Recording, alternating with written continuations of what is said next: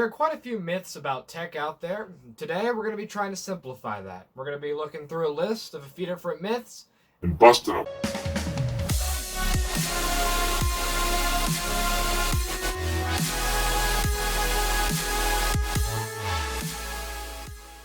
Myth number one, not all drives are hard drives. So drives is a very broad term. So there's kind of two main types of modern drives. There's hard drives and SSDs or solid state drives. Now there's other types of drives like CDs, DVDs, and even floppy drives are drives. A drive just refers to a type of storage medium. Now, a hard drive specifically has moving components in it. It has spinning platters and then a read-write head that zips across those platters, reading and writing data to and from them. And then an SSD has NAND flash chips soldered to a PCB, so there's no moving components. So again, a drive is a very broad term.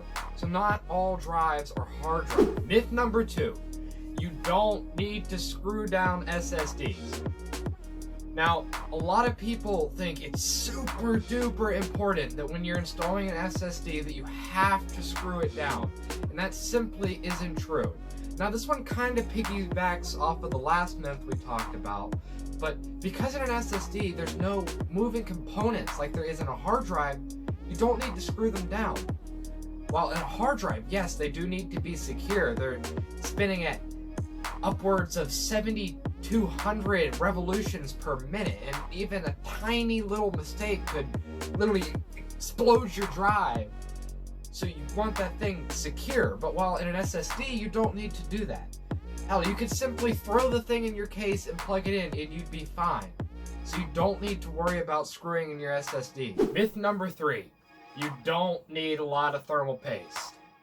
Now, some people think that when you're installing your CPU, you just want to glob a whole bunch of thermal paste because more transfer of heat or whatever, but thermal paste is really designed to fill in little tiny micro ridges in between your CPU and your cooler. So you don't need a lot. You really only need enough to cover wherever the die on your actual CPU is, because that's the only part that puts out any heat. So you only really need about like a little tiny pea size of thermal goop, unless you're, cooling like a bread ripper or something in that case, which you need a lot.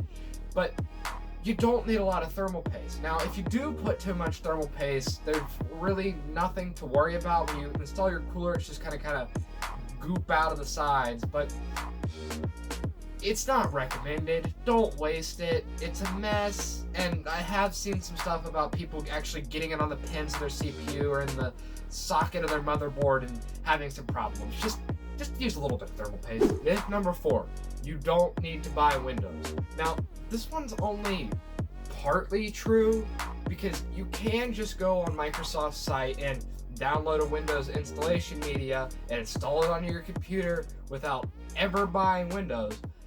But there are a few drawbacks. Now, when you do this, you do get the full Windows 10 experience, all the features and whatever, but you are missing out on a few things. One, there will be a little watermark in the bottom right hand of your screen that says, please activate Windows, blah, blah, blah, whatever. And you also can't personalize your background and your colors and things and what have you.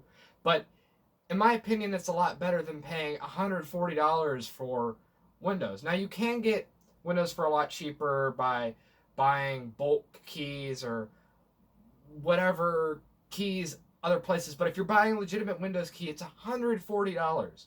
Now, if you don't mind a watermark and you're just using it for maybe a test bench or something like that, this is a really great way to get started. Myth number five, you can't just tell the performance of a component just based off of its spec sheet. Now, you can get a relatively good idea of how something will perform based off of its spec sheet, but it's not the end of the story. You can have two of the same components, let's say two CPUs with the same clock speeds, the same core counts, the same all that stuff, perform extremely different. Now, this is because of their architecture. And the only workaround for this is to look at real-world results. So looking at user benchmarks and different things like that will give you a good idea of how something will perform. Alright, so that's it for today's video. I hope you all enjoyed.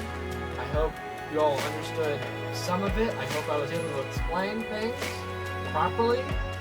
But if you did enjoy, leave a thumbs up. If you didn't, please don't dislike. Remember to like, comment, and subscribe. And I'll see you all later.